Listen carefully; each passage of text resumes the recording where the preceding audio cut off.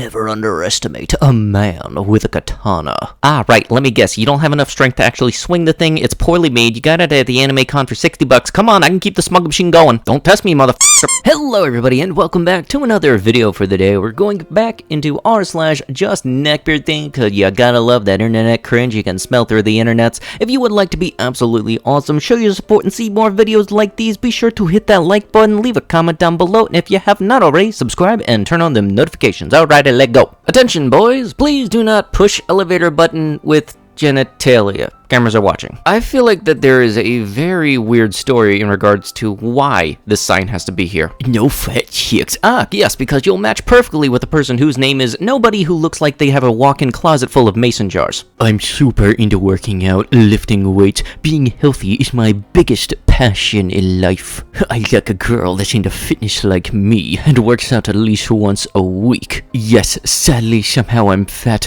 but I believe healthiness is a lifestyle. I work out with extreme intensity every day. I don't know how I'm fat, to be honest. I'm down to date a fat girl as long as she exercises like me, but there's no way a girl can work out as much as me and still be fat. My fatness is legit a mystery. I shouldn't be fat. Alright, yeah, sure, if we check your blood pressure and it registers as corn syrup, yeah, that might be the main problem. Here's the thing, if you happen to mention you work out multiple times in your bio, it means you maybe do the bare minimum. And a mystery why you're still fat? Oh, hey, cool, you might be going to the gym every single day for an entire month, but if you go home and eat 3 pizzas a day, that's not gonna help ya. Sad to say, no girls behave like that in today's feminist society. Yeah, just wait till he finds out season 2 got announced. Or the fact that in Japan this is actually a thing. A fun fact with Squidward. If your waifu was real, she'd probably still reject you. Sometimes I just have way too much fun doing these voices. I knew these 2 girls from a school I went to. They were TikTokers. They made fun of me for using Reddit, when now that I think about it, there were quite a few comebacks I could have used for that. They love to sexualize themselves on the app, and now that I think about it, that was probably their call for help. They were so desperate for attention that they were willing to do almost anything to get it. They were the kind of people that if a head came to their house to abduct them because they were interested in them, though what they saw on their TikTok account, they would have started doing the gosh darn dances right in front of them. Maybe I should have tried harder to convince them to move to Reddit, but looking back on it, they were incredibly stubborn, and I didn't have a chance of changing their mind. Besides, we don't need that kind of energy over here. Oh yeah, TikTok, forgot about that. Didn't have no interest to ever download it, and probably never will. Neckbeards, when asked to about anime, neckbeards, when asked to explain the importance of bathing. Yeah, you know for a fact if their knowledge for bathing is this little, the rest of that knowledge is all catered towards 6-digit launch codes that they know. Must be 100% otaku only. Must be 100% otaku only. Looking for friend first for a future real relationship. Looking for a female partner to settle down with that fits the same interests and share the same common ground for a full relationships. Male, I am a mangaka, Japanese comic book artist. I like anime, manga, Japanese comics, video games, MMORPGs, RPGs. I'm a wholesome for Square Enix. I love Japanese culture or any Asian culture I listen to. Visual K, J-Rock, some K-pop. I like some goth stuff and bit and am bi. Yourself, because this should not be your whole personality trait. There's nothing wrong with liking anime and enjoying Japanese culture, but you shouldn't make it a focal point or the majority of your dating profile. Anime, after inventing neckbeards. I mean, honestly, duh, because why would you back down if something's making you a lot of money? How about no? I'd rather devote my attention to a single piece of entertainment, not 5 at a time. Imagine taking gaming this seriously. I take all my hobbies seriously. I have very high standards for the entertainment I fathom, and devote equally as much attention to them. Okay, but what about the whole thing about about you focusing on one single thing. You just contradicted yourself in the next tweet you posted. Every time I walk this path, the wild fox within calls to me. Asian women consist of Japanese, Chinese, and Korean women. If I ranked them, I'd say 1. Japanese. If adjusted for income, probably the shortest. Also can speak anime and love cute stuff, acting like a lolly for their boyfriend in bed. 2. Chinese. Also pretty short and flat. Can teach you Mandarin. Also open to DDLG stuff and love acting cute. 3. Korean girls. The tallest Asian girls. Too stylish and feminine. Weird obsession with plastic surgery and cosmetics.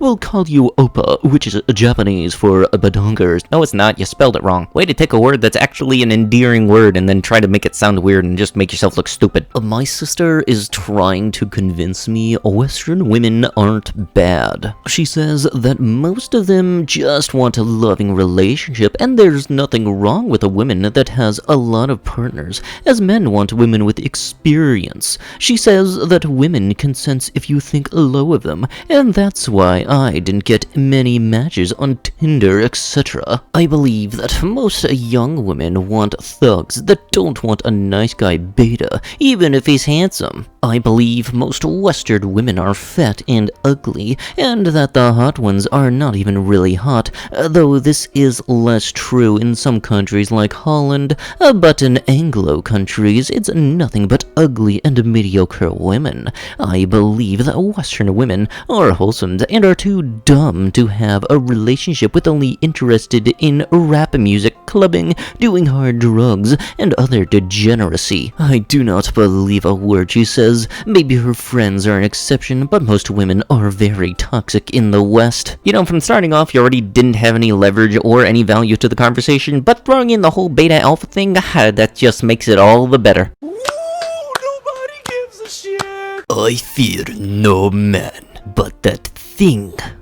It scares me. Ah yes, the good old saying goes, the power of clean compels you. Oh, but I am a racist, and I have so much fun provoking people. I get off on the shock, the disgust, and dismay. We live in a cruel world, but I remain engulfed in a fragile society that shelters itself from that reality at its own peril. So, when I can peel back the wrapping and let some of the reality in and watch people writhe and squirm at their own inability to comprehend my prejudice, I'm satisfied. It's that feeling you get when you tell children that they'll eventually die and they begin crying, and it's wonderful. Yeah, just wait until somebody tells you you're gonna die one day and then everybody around you starts cheering. Having mentioned TV, I also think girls with Disney Plus are being propagandized.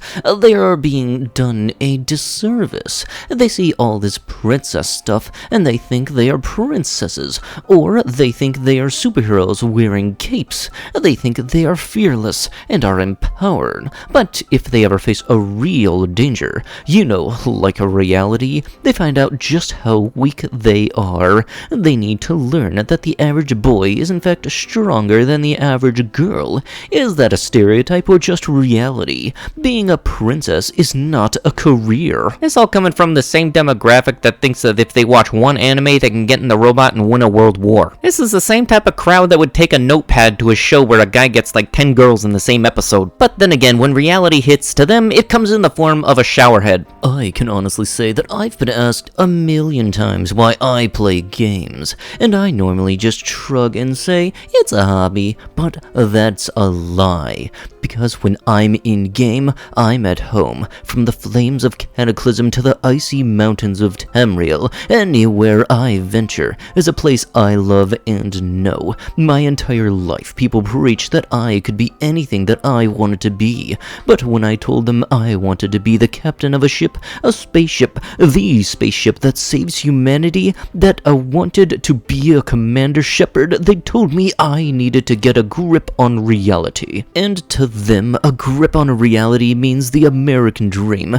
working at 9 to 5, crammed up in a tiny cubicle uncle having 2.5 kids, a 2-story suburban household, and a white picket fence. I divorced once, and I have debt into my early 30s because I took some BS university degree that's supposed to help me in the end. This isn't reality. This is just a dull outlook on it. Now I understand it's human nature to achieve greatness, but I can do this as Commander Shepard. I don't need a degree, and if I want to go on an adventure, I don't ever have to leave the comfort of my home. Yet, people spend an entire salary to travel, and I can't help but laugh. I've single-handedly stopped a reign of ancient wyverns from destroying a nation, but before I could do that, I had to learn their language, become a master in swordsmanship, smithing, archery, defense, magic, speech, hunting, and thieving. Not to mention, I had to take down an entire fleet of assassins along with a brigade of smugglers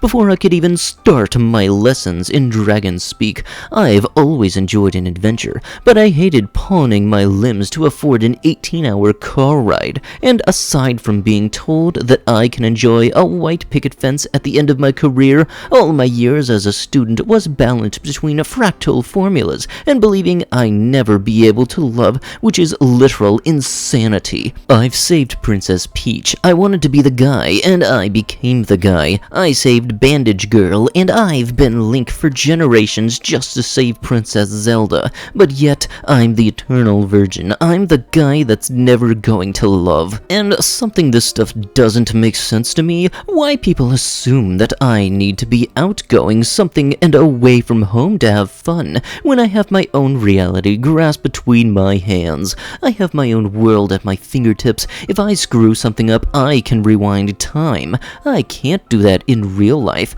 but when I'm in-game, I'm free to do what I please, when I please. I'm free to enjoy things the way I want to. I can build my own kingdom and lead my people to freedom, because I'm the mind behind the game. I'm the one who enjoys these games. I'm a gamer, and I always will be. And you're also a bad person because you tried to think that since people have a different passion than you can degrade them. If it doesn't have to do with anime, video games, or food, I don't care. I get the weirdest feeling that if I haven't already seen this at Otakon or MagFest after the plague when everything's opened up again, I feel like I'm gonna see this at least once or twice. Like the degenerate weeb version of Live, Laugh, Love Signs. What's her job? OnlyFans, I bet. Oh really, and what's your job? Mooching off your parents while you're marinating your own filth? Nah, that can't be a job. You don't get paid for that. And with that is going to have to be it with the video. If you guys would like to be absolutely amazing and show your support and see more videos like these, be sure to hit that like button, leave a comment down below, start up one of them wholesome internet discussions, and if you have not already, subscribe to the channel. I'll be sure to see you guys in the next one. Thank you so much for watching, and bye-bye.